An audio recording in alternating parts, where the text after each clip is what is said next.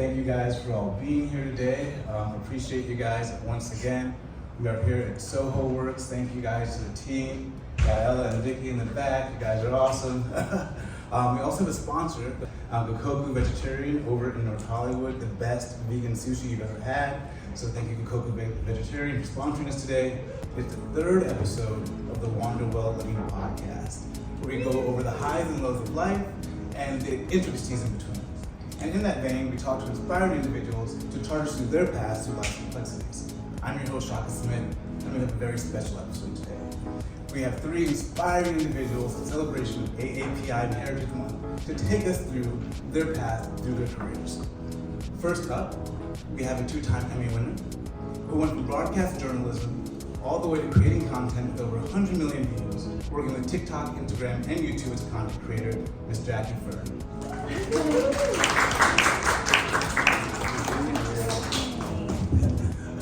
Next up, no stranger to an Emmy, we have a playwright who's hosted for Variety for over 20 years and has also brought us inspiring stories from the biggest entertainers of all time. We have Jenelle Riley.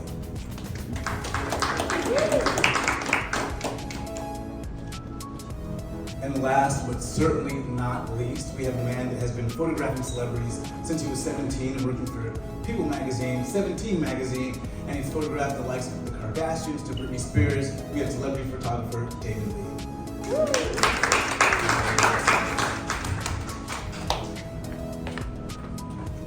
So glad to have all of you join me today. I really wanted to talk to all of you for so long, so it's great I was able to get you all in one room at the same time. I know how busy you guys all are, so thank you for being here. Thanks for having us. Absolutely, absolutely. So first up, obviously it's AAPI Heritage Month. I want to talk to you guys about how that shaped your early childhoods. Did you have a moment in your early childhood that led to the future path you decided to take? I'll start with you. Okay, thank you so much for having us. This is such a great episode for Asian Heritage Month. So for me, a very early formative childhood experience that really shaped this creative path I was on was being told no by my parents. You know what I mean? Yeah. So I'm first generation and my parents are from the Philippines, and when I came here, I really wanted to be in entertainment. I am actually from Los Angeles, from the Valley, 818, definitely, you know what I mean? And they did not understand what that meant. So I felt a natural pivot instead of being on TV, especially back then, you didn't really see people on there. People growing up now, they have like Crazy Rich Asians, they have like XO Kitty. I mean, there's so many different avenues, but back then it did not seem possible. So for me, something that was so formative is that I thought the best natural pivot would be TV journalism. And then from there, get to pivot to entertainment, and that's actually the career path that I took. Mine's very similar, and I'm curious, Mine's very similar, and I'm curious if either of these two were big influences, but I remember Connie Chung.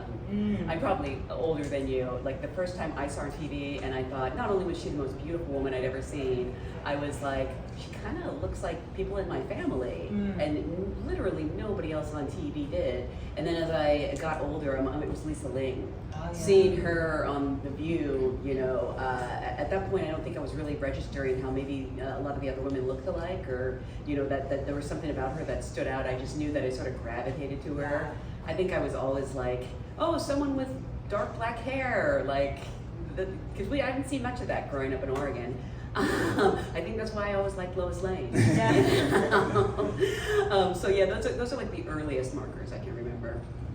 I know you did. Well, I'm a third generation Chinese American. My grandparents are from China, and my dad grew up in Hollywood, my mom's from Nebraska.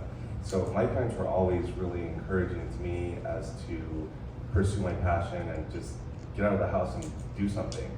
So one of my first memories was when I was 14, and Kiss FM was really big back in the day. It was 1996, and so I called Kiss FM, and I won 2 tickets to the Rick D's Kiss Fest party. Whoa. And then they sent me these 2 passes, and they were just laminated passes. So I was like, these are so easy to copy. So I copied them, and I ended up bringing my whole family. So What? I brought my parents and my 2 younger sisters, and guess who performed that night? It was LaBouche. So after stepping inside that room and seeing all that creative energy and the exclusivity, way before social media and everything, I was just like, I need to figure out how to keep this going. I want to go to more parties. keep printing fake passes. Yeah. That's how you do it. Yeah. Well, then when I was 17, I won a writing competition for Scholastic, and the prize was $5,000 plus writing. Then I was able to write articles for 17 magazine. So then I asked my editor if I could cover the Teen Choice Awards for her, and she said, "Sure you can," but and then I told her that I had a digital camera. So she asked me if I wanted to be the official digital photographer at the Teen Choice Awards. And this was 1999. And when I got there, I was the only digital photographer and the only Asian in the whole entire award show. So from that experience to now, I actually just went to the Gold House award show, and now we have a full award show just for Asians. So it's amazing how far we've come. Yeah, that was the next thing I want to talk to you guys about is representation in your various industries. I know you went from broadcast journalism to content creating, so that's a little bit different. Mm-hmm. And you've been in the theater and then also hosting on the variety side. And I guess you can also speak to what you've seen from the films and TV shows on that side, if diversity has actually changed, have the behind the scenes changed as well. And same for you, obviously, it's been a huge change for you. But yeah, let's start here. With me? Yeah. Okay. So I've noticed a huge change because when I started in broadcast journalism, I was often the only news anchor in these white newsrooms. So I was the first Filipino Chinese news anchor in Cleveland, Ohio, and this was just in 2016. This is not like a long time ago, you know what I mean? And same with like North Carolina, there was only one other one, and she worked for a rival station, and then Tampa, Florida. I remember there was this feeling in Tampa when I was a news anchor there. I walked in, and the one other Asian news anchor who I had seen before at like journalism conferences, we saw each other and we were like, "Oh my God, it's so good to see you!" And then after hugging, she goes, "Are you here to take my job?" Because it felt like there could only be one. And I was like, "Don't worry, girl. I'm mornings, you're night. Like, don't worry, we're good." But I feel like that was only just a few years ago, and in that time, the landscape has changed dramatically from whether it's like TV news or even just watching Netflix. Like, there's just so much more representation, and that feels like a really great thing because it feels like your dreams of being a creative are more attainable. And then in content creation, that is where I feel like a lot of Asian folks felt like they could take autonomy over their own like identity and their own career, which was to pursue digital. And in that sphere, Asians I feel are very much like the majority of people who have figured out a way to take digital careers and make them money makers. So yeah. I just want to say, if we're relating this to the entertainment industry, I'm so excited because literally right now down the street, Ming-Na Wen is getting her star on the Hollywood Walk of Fame. Yeah, I know, and she's one of those people that everybody loves. I mean, I don't know how many people, if anyone, can say they're a Disney princess, they're in the Marvel universe, they're in the DC universe, and they're in the Star Wars universe. Oh yeah. You know, and she's someone who I think like, even knowing how much everyone loves her and how great she is and she's getting this great honor, is kind of underrated. Like, you know, why is she not Meryl Streep level? Why is she, you know, she told me she still has to audition for roles, which blows my mind, right? Like you don't know what she can do. She can literally do anything. So that just fills my black little heart with joy today. But I mean, we're coming off a year where obviously Everything Everywhere All at Once swept the Oscars, and I remember seeing that movie a year ago. I actually did a Q&A with it for opening weekend, and looking around and thinking, God, I love this movie, and it feels so specific to me. I wonder if anyone else will like it. Mm-hmm. And I remember that first Q&A having two thoughts. One was, you know, I think this movie's gonna do well. And the other was, I know everyone's talking about Michelle Yeoh, but you know, the guy from the Goonies, like I think like this could get him some jobs. Yeah.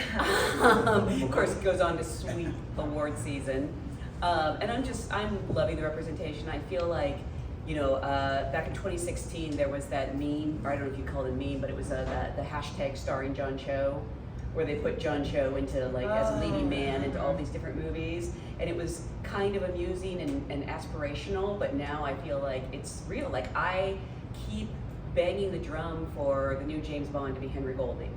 And I can, and people don't look at me funny. They go, "That's a great idea," you know, and then suggest their suggestion, which is usually Dev Patel, which I'm not opposed to either.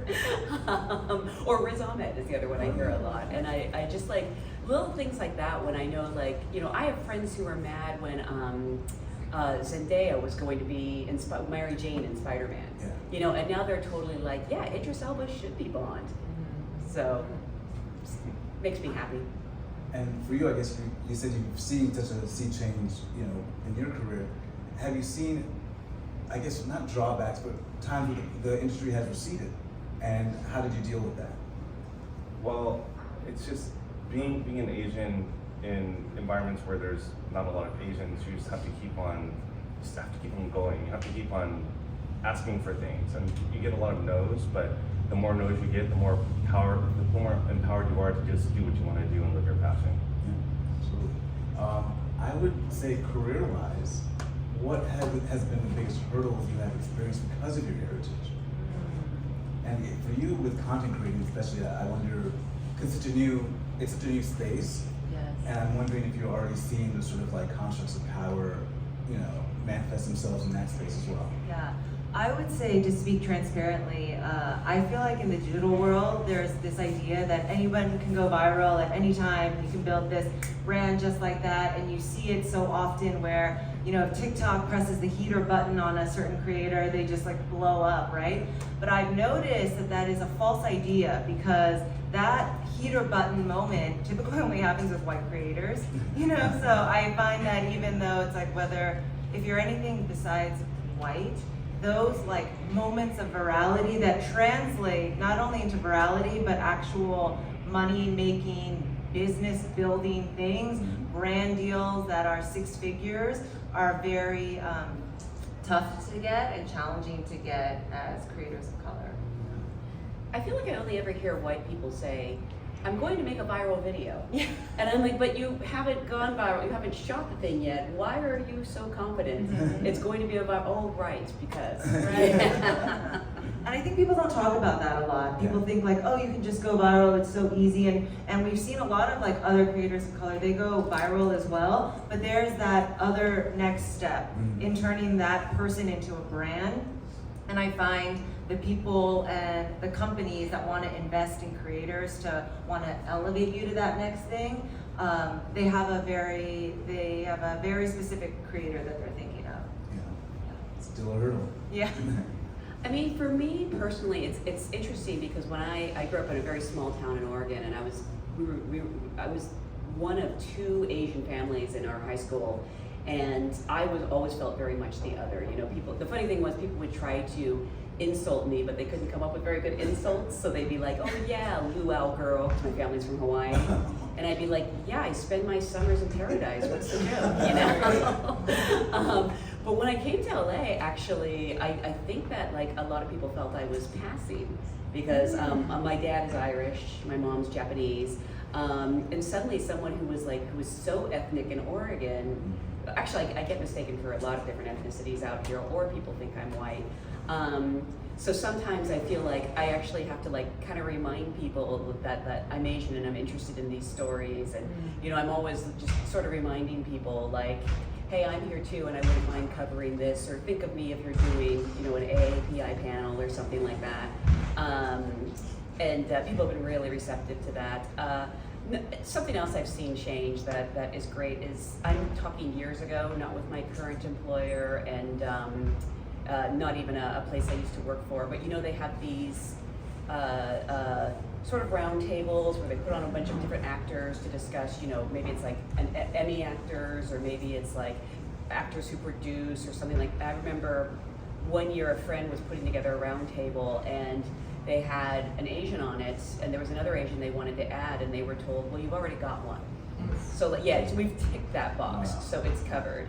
And I don't feel like I hear that anymore, which is encouraging. Well, Asians have always been typically behind the scenes, and when I first started taking pictures, I was behind the scenes, and I would be doing photo shoots with celebrities, but then sometimes I wouldn't even take pictures with them. Like when I was doing my photo shoot with Lady Gaga, it was just me and her, and then I just didn't even think about recording any video or taking any pictures because I was just like, oh, I just want to be behind the camera. But now we have opportunities like this, thank you so much, where we can actually get our stories out there and show what the behind the scenes is. So I think things have changed a lot. So tell us more about behind the scenes with Lady Gaga. Yeah. Right? Lady Gaga. So this was actually her first magazine cover shoot. Yeah, and it was for my magazine. It was called TV Inc. And I was working with Universal, and they told me that there was this new artist, and they said that she's going to be the next Madonna. And then I was like, okay, it's not like the first time I've ever heard that. Like everybody says that. That's why you right? take video. Yeah. So then they told me to go to Area Nightclub, on La Cienega, and then I met Lady Gaga there, and the manager let us in, and it was just me and her. No manager, no publicist, no agent, like nobody. And so I started with the interview with her, and I asked her, what kind of music do you do? And then she said, I do pop. And I'm like, okay, pop like Britney Spears? And she's like, no, pop like German down-tempo house music. It's like, okay, that's interesting. And it was just magical because we were just like hanging out, and I was telling her, go over there, wear that. And something like that, it's not gonna ever happen again because she's so guarded. So I can vouch that won't happen. There's a lot of people that come with her now. Yeah. But she's still so lovely. She gave me love life advice once. Oh. Yeah. I didn't take it. Listen to Lady Gaga. My life would have turned out very differently. Well, she's so amazing, and then 4 months later, she just blew up, and then that was that. So I'd love to get, speaking of advice, your advice mental health wise when it comes to these hurdles we talked about. I mean, as a content creator, if you feel like you're struggling against getting that heater button push, how do you decide to invest this time and money and maybe a career change into doing that? Well, I would say for me, our month also happens to be Mental Health Awareness Month, right? And so when I was a news anchor, I remember my friend, she told me she was in therapy, and I was like, oh my gosh, bro, you're weak. Like, what the heck is wrong with you? And but then I noticed, because in my family, you don't do that, right? And I feel like in a lot of first generation families, the idea of going to therapy is just really seen as weak. You keep your struggles to yourself, you bury them under the carpet, and you just like keep going on. In Filipino culture, you really mask your trauma with jokes. One of my favorite professors, she wrote a book, Asian American Psychology, by Dr. Laura Uba, and she was able to categorize each person in the Asian diaspora.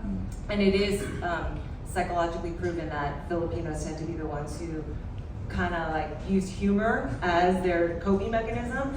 And so the thing with my friend is that I saw a true change in her from doing therapy, so then I explored it. So it really takes that one friend to be vulnerable to tell you like, hey, I'm actually starting therapy. And because of that, she has changed in me, not only myself, but future generations, because I've been in therapy for so many years. So many years, guys. And I have to say, it has been a huge relief, because when I was a news anchor and the only Asian person in those white spaces and being forced to be the knower of all things Asian, like I remember people would ask me like, so do you know, can you explain to me like North Korea, South Korea? I was like, I don't effing know the history of like their war. And so I was like, I don't know. And so dealing with that, working with a therapist to help me through all those struggles and challenges and how to react to situations like that has been so helpful. And then in the content space, which is so different,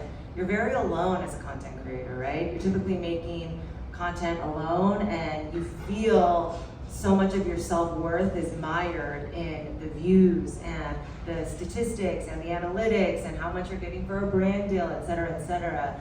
And I feel like when you work with a therapist through that, it can help you to remember that that is not who you are, it's just what you do.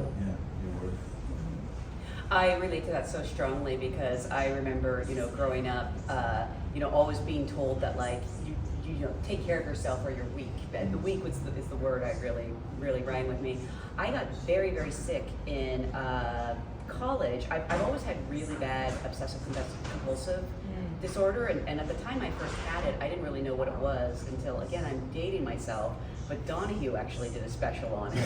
And I was like, oh, so like not everyone walks up and down stairs 9 times or puts that light switch on over and over again? And then I couldn't get anyone to believe that it was a real thing. Like nowadays, we know this, we accept it. It's like half the people seem to have, their little quirks. And it wasn't until I got very physically ill and I had every test done known to man, trying to figure out what was wrong with me. Doctors kept saying, like, have you considered a therapist? Have you considered, have you tried going on Prozac? And I remember just going like, no, I just had to get hold of myself. Right. And they put me on, at the time it was Prozac, and it changed my life. It really did. And I stopped having these, stomach pains. I stopped having these panic attacks. And I remember, but that still wasn't enough because I was like, well, when can I go off it? So that I can be strong on my own. And then I finally saw a therapist and I've had good therapists and bad therapists over the year, but this is the one who really kind of saved my life because he said, he's like, you have a medical condition. If your liver was failing, no one would say, you're weak, get over it. No, they would expect you to get surgery. They would expect you to need help, to need medication. And he's like, it's the exact same thing. So there's like no shame in it. And now again, that sounds like, I think we all know that, and like, thank God people are like talking openly about it. But at the time, it was like a whole new world to me. And I remember, starting to think, okay, I'm not weak, and especially growing up in an Asian household where it's, we didn't hug a lot. And we kept all our emotions kind of tamped down, but we did use that dark humor too. So I relate very strongly, and I'm grateful honestly that I got sick physically, because it still comes up like every few years if I'm not taking the time to meditate or manage my schedule. My body lets me know, by making me very sick, and then I'm like, okay, I need to step back. Yeah. Now, I grew up in Pasadena Heights, which is a suburb of LA, and I grew up with all first generation Taiwanese. So my high school is Taiwanese and Mexican. So naturally I would hang out with the Taiwanese because I look like them, but I really didn't have anything in common with them. And one is just like the generational thing, and also it's a different type of culture. And so when I had that opportunity to go to the Teen Choice Awards, I asked all my friends if they wanted to go with me, and they told me that they didn't want to go. So it made me think that there was something wrong with me because I wanted to go, but nobody else wanted to go. So right there, like, there's like a lot of, that was causing me mental illness because I don't know why I wanted something and nobody else wanted it. So, and then as you get older, you're just trying to find out like what your tribe is, where you fit in. And I'm also Cancer, so I'm very sensitive to energy, and when I'm around different people, I absorb it. But one way that I've been able to really move forward is through meditation. And with meditation, I could just, I meditate at least an hour a day, and it just really clears my head out, and then I get to clear all that crazy energy that I get from other people. So that's how I deal with it. Yeah, I'm a big fan of meditation, big fan of journaling. Huge. I know in the industry there's a pressure sometimes to conform, that code switching. What was that pressure like, especially broadcast journalism or hosting? What was that pressure like for all three of you, and how did you balance that pressure?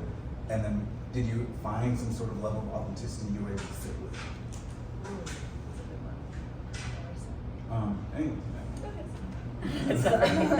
So I have found for me, code switching is such a big thing, for real. And so, especially again, in these white newsrooms, the first one that I was in it was Greensboro, North Carolina, and I had come from New York City. So I was raised literally in a New York City newsroom. I'm talking like CNN, where I saw people, the way you speak to other people is just, there is no feeling, there is no sweet talk here. It's like, what the fuck did you do?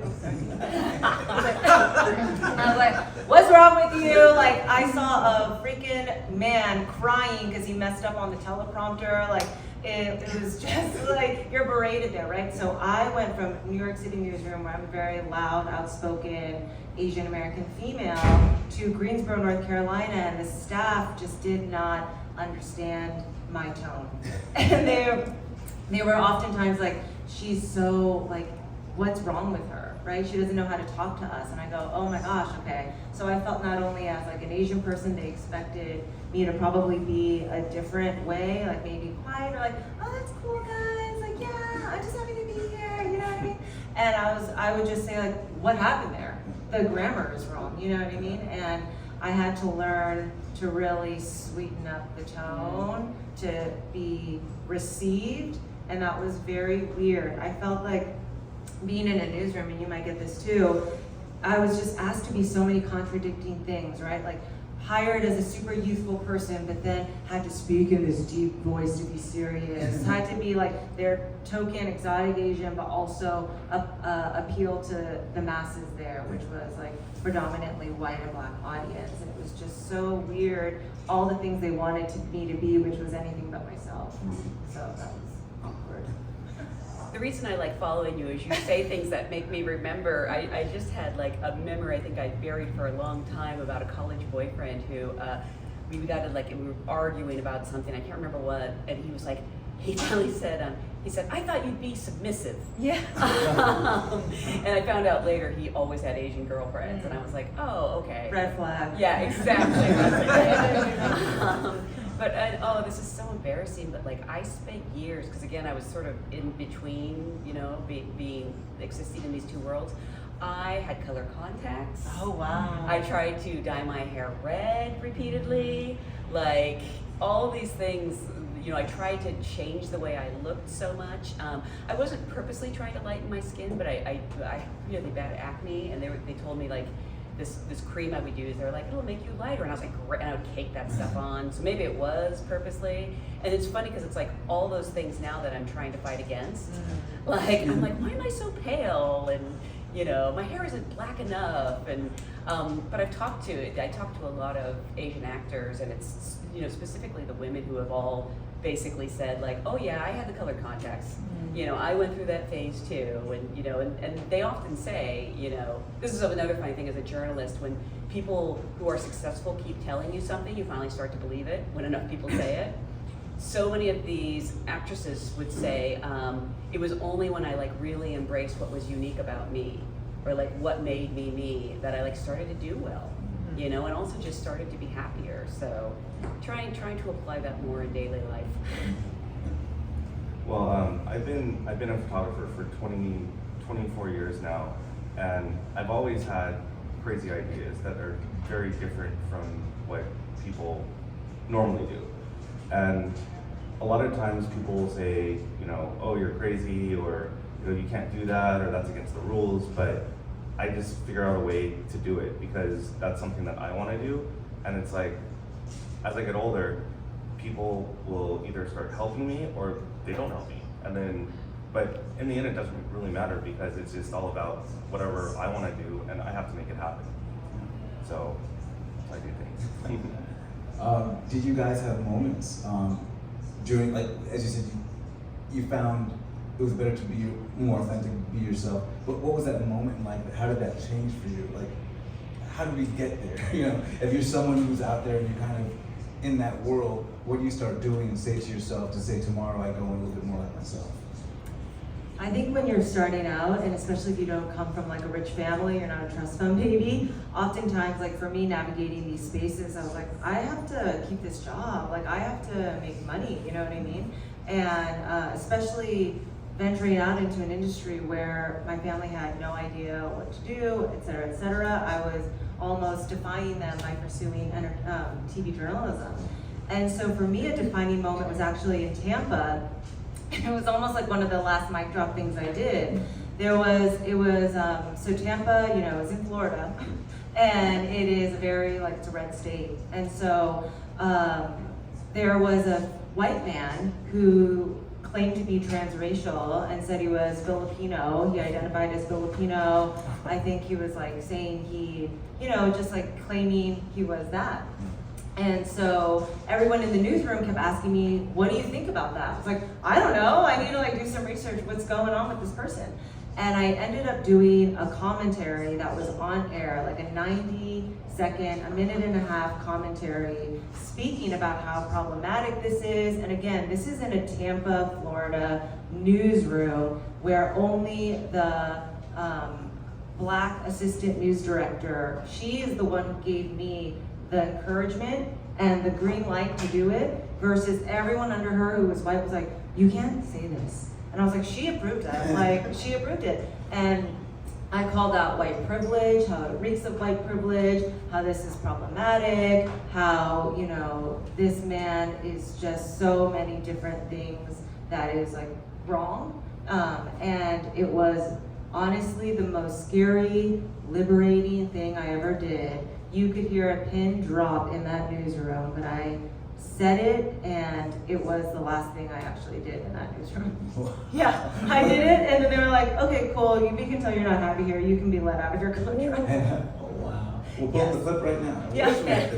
Oh, wow. Did you have a defining moment like that? It was actually kind of similar, but it was, you know, comic book fandoms have very strong opinions, and a lot of them maybe aren't, you know, the warmest to women of color, women of a certain weight. I remember it was fairly recently. I did like this panel with like three white guys and me discussing a certain superhero movie. And the funny thing was, I was the only one that liked it. And I'm a total comics nerd, so I knew my story, so I'd be like, no, this is from the book, and these were just three guys who were like, oh, it's stupid, or, you know, actually, I mean, they were well-spoken and they had good points, but I was sort of brought on to be the person saying like, no, this actually like, you know, has some history, and this is why they did that, and da-da-da-da-da. And yet every single comment was, the girl is stupid. The girl is ignorant, you know, and it was like, no, the girl is the only one who actually has her facts straight and knows her history and, you know, is actually defending the thing you love, and yet I'm the bad guy here. And I mean, there had obviously been tons of, you know, experiences like that along the way, little things, but it was like, it was so vivid to me. I was like, there's something they don't like about me. I can't put my finger on it. And like, I'd be lying if I said it still doesn't like hurt me or upset me to see that, but like, I'm just getting older too, and I just care so much less, you know, what people think. I still do have that thing where like, oh, I have to, you know, I have to play nice, I have to, you know, work with these people. But the older I get, it's like, you know what, I have enough friends. I don't need everyone to like me. So getting old and cranky is my advice. I guess you've always, to some degree, been able to call the shots. Was there a moment that surprised you and you had to walk away? Yes. Well, one time I was doing a photo shoot, and so as a fashion photographer, I'm always working with a lot of women.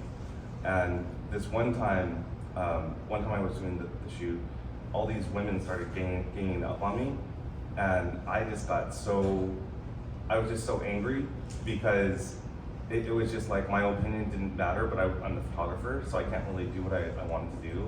So then I ended up pulling the designer into the other room, and I pretty much just yelled at her, and I made her cry. And then I told her that I'm leaving. And then she begged me to stay, and everything was fine after that. But yeah, it was something else. Tell me about, I guess, that power of no and standing up for yourself. What does that look like, and how has that developed? Sure. I'll let you off the hook. I'm gonna be honest, it's hard for me. It's hard. I've been a people pleaser, and you know, I'm always the one who's like trying to keep the peace, and it's still very hard for me to stand up to myself. Usually as soon as I do, I feel really bad about it, even if I'm in the right.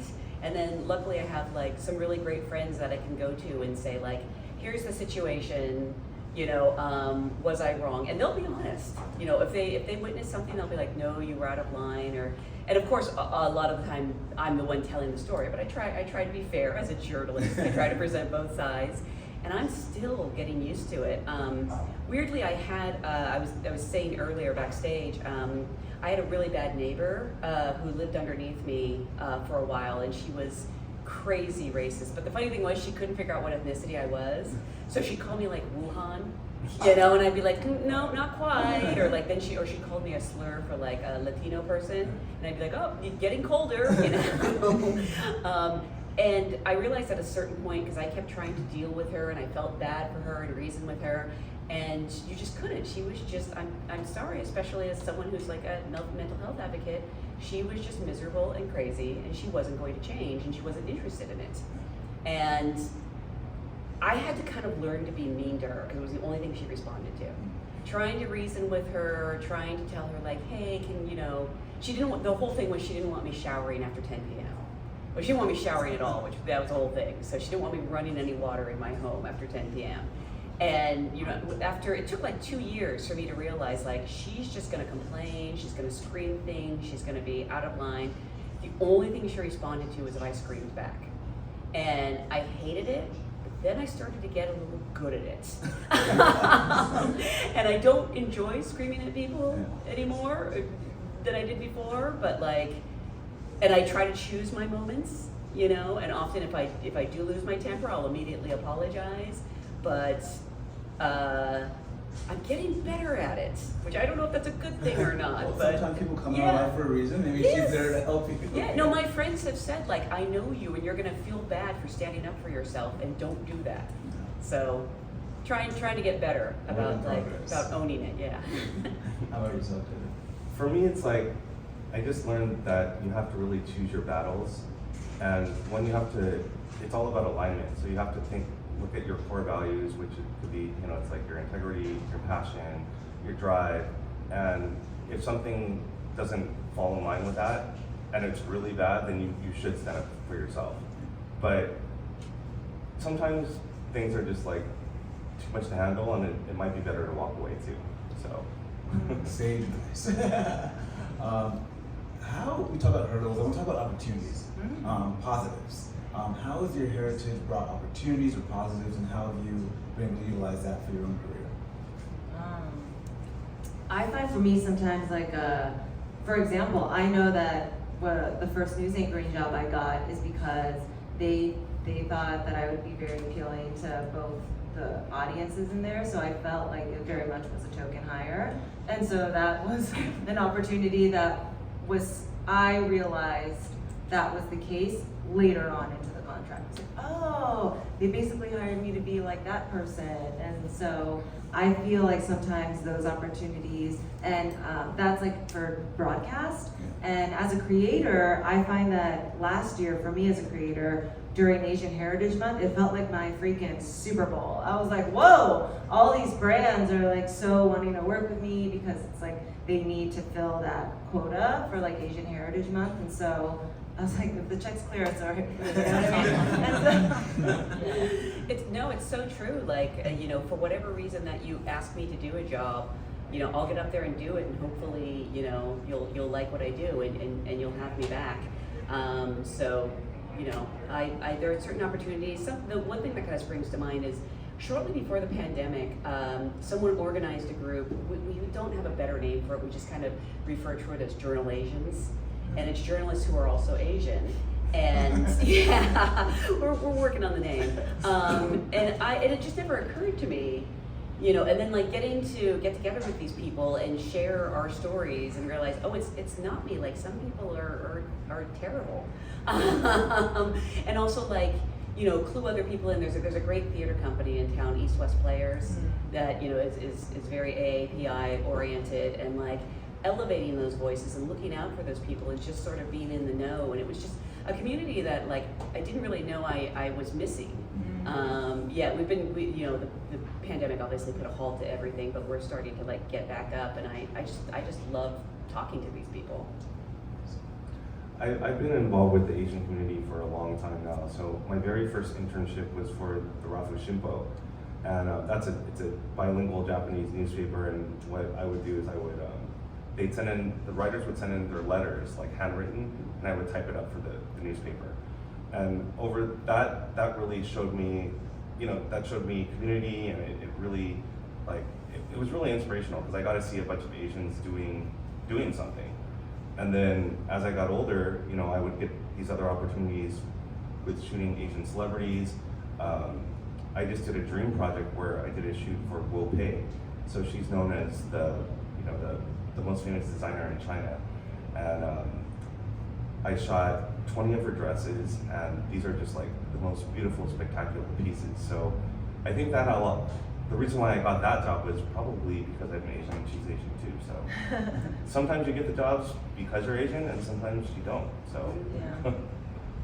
Something that you highlighted was, AAPI month, all the brand deals. I know that myself in February. How do you deal with it if you are wanted because of your ethnicity or your heritage, but it feels disingenuous? And how do you evaluate, whether or not the opportunity is an authentic opportunity to reflect your heritage? So for me, when it comes to brand deals, I think something that's so cool, like for last year for Asian Heritage Month, all these brands wanted to work together. It was very specific, like, oh, what's your favorite Asian movie or whatever? And I'm like, oh, okay, that's fine. But I think what's more exciting is when I actually get brand deals with brands that I love, and they have nothing to do with my ethnicity, and things that I'm able to pitch to them are things about my culture. So like, for example, I have a brand deal with Corona, and one of the sketches that I pitched them was how my mom's like Filipino recipe for boiled peanuts uses Corona as like the secret ingredient. And I was thinking like, oh, there's no way they're gonna approve this. Like, that's so random, And they approved it, it did well. And for me, I feel like being able to utilize and highlight not a stereotypical, not a caricature version of like my culture, but in a really nice way that is authentic to me, is something that I'm always going to advocate for with opportunities that I get. You just sold me on boiled peanuts and Corona. That sounds amazing. I have found myself, sort of questioning people's motives a lot in recent years. It's like, oh, suddenly you're aware that this is an issue. And then I'm like, maybe you're overthinking it. Just take the opportunity. At least in my situation, a lot of times, especially not now, but when I started out in theater 20 years ago, a lot of times they needed a token woman, or a token ethnic person to be on, when they have these like short play write-ups sort of things. And part of me would kind of be like, hey, and then I was like, well, just do a good job. And prove that they were right to ask you, and hopefully open the door for people down the line. And maybe that's just me being selfish and choosing not to think about it. But like I said, I don't like confrontation, so I don't know. I don't know what I would have said. And I find also often that people, they want to do the correct thing, and if they go about it in a clumsy way, it's they really do mean well. And so I try to give people the benefit of the doubt most of the time. Well, as a photographer, I'm really passionate about food, fashion, working with celebrities, and telling stories. So when clients come to me, it just depends if I like them a lot, or if the budget's in line with my budget, and from there, that's when I make the decision if I want to work with them or not. It's straightforward. Now, the last few years we had a rise in Asian hate. I mean, I'm not even sure if it's a rise in Asian hate or like we're getting better coverage of it. It wasn't covered before. But with that rise, have you guys shifted? Has your career shifted, and in what way? For me, and especially we were so talking a lot during that time. Like, it was like BLM and then that as well. Like so many things happening in the pandemic bubble. And for me, I've always been an activist spirit. Like in college, I was one of those people. I was in a group called the Coalition to Revitalize Asian American Studies at Hunter College, because they were taking away Asian American Studies as a minor there when Asians were the majority ethnic group at the college. So we were like protesting and fighting, and then while also interning at CNN, it gave me kind of planted the seed of like activism. And so when it came to Stop Asian Hate, I really just pivoted, and I utilized my platform to speak out on this. I was speaking out at protests, and kind of piggybacking on the question you said, I find it very easy to stand up for others and to speak out on injustice, but then when it comes to standing up for myself, I find that to be very challenging. So I I'm working on that, like with my therapist, advocate for therapy. But yes, I found that when it came to that, I definitely pivoted and used my platform to really raise people's awareness about this issue, show them the videos of these hate crimes that people didn't want to see, and again, like speak out in downtown LA during these protests, especially for the ones, for the women in Atlanta. That one really just still resonates.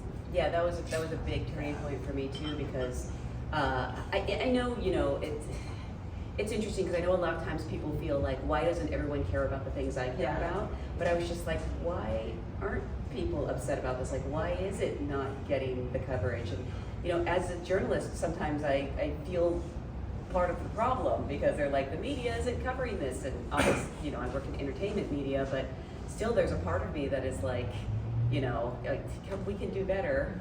I do remember not that long ago, but many years ago, someone who was kind of an ancillary friend on Facebook messaged me to say that like my you know, Stop Asian Hate posts were bumming people out, you know, and it's just kind of like, you know, I thought about, this was the same person who actually had told me previously like that I shouldn't let people know about my mental health issues because they might not want to work with me, you know, and I thought about it and I did that thing where I went to friends and said like, am I the jerk here? Like, you know, it's great to have those people in your real life who can do real lifetime, am I the assholes with you, you know, and who'll be honest with you. And then I was like, okay, I heard the criticism and I disagree, and like now I know who you are. It was an Asian person, by the way. Yeah. That was the crazy thing. Self-hating Asian person. Exactly. I think he With was a white like, husband. yeah. They were like, you're representing, you know, our culture wrong. Like, Yeah. like we need to play nice with people, and it was like, yeah, really eye-opening. I actually got a lot of that too from Yeah. other fellow Asians, and I was like, you should be enraged about this. This is you, this is me, that is not, you know what I mean? And so it's very revealing, and I'm just like, unfollow me. Yeah, that's what I have to say too. Yeah, I did eventually block that person, but weirdly it was because something weird he said about The Handmaid's Tale, the final straw. I was like, I can handle your self-loathing racism, but criticize The Handmaid's Tale and we're through. Yeah. So one thing that I did was I produced a music video for Stop Asian Hate, and I worked with my friend Johnny Lee with the hotel lobby, and I got my Asian celebrity friends to be a part of the video. So they're all holding signs. We had Kelly Hu, Simu Liu, Dante Bosco, the cast of Lean Empire, and it was just a fun project just to really get the word out. And I think it inspired a lot of people. So I just wanted to increase all that awareness. That's good. Man, we're running out of time, so we're gonna do a brief Q&A. Before we go to the Q&A, you guys, I want to have so much more conversation with y'all. You guys have all had long careers in Hollywood and entertainment. If you could give one thing that kind of led to that longevity, you know, that kind of sparked it, or you know, what would that one thing be? I would say to honestly be able to pivot. And in this career, if you want to be in entertainment, you need to know that there is not a ladder to success. It is a freaking spider web. And there is no path that is clear, so you have to really make your own. And there are, thankfully, for like younger people coming up, there are so many blueprints, right, that you can follow and make your own. Whether it's like a Mindy Kaling or a Quinta or an Issa Rae, like these are all so inspirational people who took nothing and created empires, right? So I feel like for me, those people are my inspiration. And then the one thing I would love to give advice is be okay with flopping, flop. Like have a flop era, but if you can be consistent in your cadence, if you want to be a digital creator with all like 000 views, that is going to build resilience in you, and when it does hit for you eventually, it will be a gold mine of your spirit that will be able to receive what you're getting. I started off in improv comedy, so I'm so familiar with flopping. And one of the best gifts that a teacher ever gave me was to say, like, don't try to be funny, just try to be true to the rules and get comfortable with failing because you're going to do it a lot. Funny, I don't do improv that much anymore. I wonder why. My advice is probably to be your own biggest advocate, because no one's going to give you anything. You know, there might be people who help you out, but like I remember, like in high school, everybody thought I was crazy that I wanted to go work in Hollywood, or like even when I came out here, some of the projects I wanted to do, like there was nobody backing them or supporting them. I didn't have a lot of, you know, not from like, you know, the higher ups and like getting my shows up, you know, things like that. So I had to sort of find my tribe and find people who would support me and just do it. And, you know, and I had people who would tell me this is a terrible idea, you know.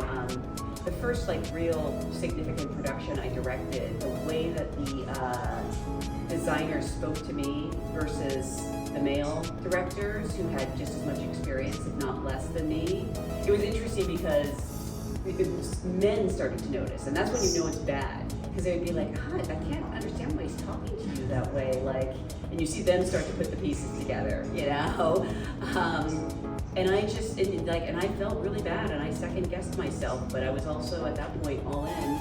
So I was like, just keep believing in yourself, because there's gonna be times when other people won't. So you gotta have your own back. Well, you know, it's all about passion. And first of all, you have to find your passion. Once you find your passion, you just have to keep on trailblazing. You're gonna get the word no a lot, but it's better to hear that word no, because once you get that yes, it just feels so much better, and you just keep on moving forward and building your career one level to the next. But if there's no passion, there's no reason why you should even try it. Very true. Thank you for that, guys. And then we want to thank you guys for being here. This is an incredible conversation. Just again, thank you guys. Thank you. Good job. Thank you for being a great Thank audience. you, everyone. Yeah. Thank you. Thank you guys, and join us for the next episode of Wonder What Will Be Podcast.